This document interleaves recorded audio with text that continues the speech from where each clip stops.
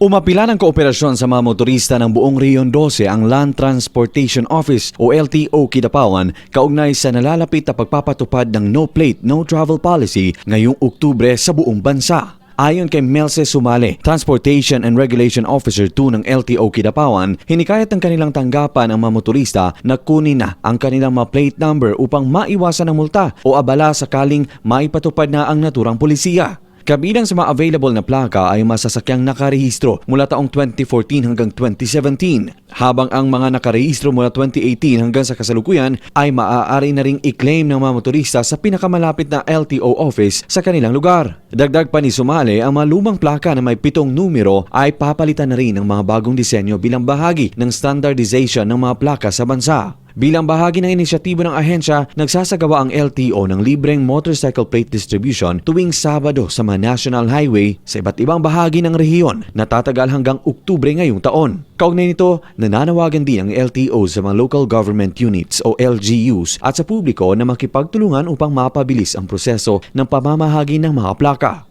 Ipinabatid din ni Sumale na mayroong LTO Plate Tracker app na maaaring gamitin ng mga motorista lalo na ang mga nakarehistro sa labas ng rehiyon upang matrack ang kanilang plaka at makuha ito sa pamamagitan ng courier service o personal na pagbisita sa pinakamalapit na tanggapan ng LTO.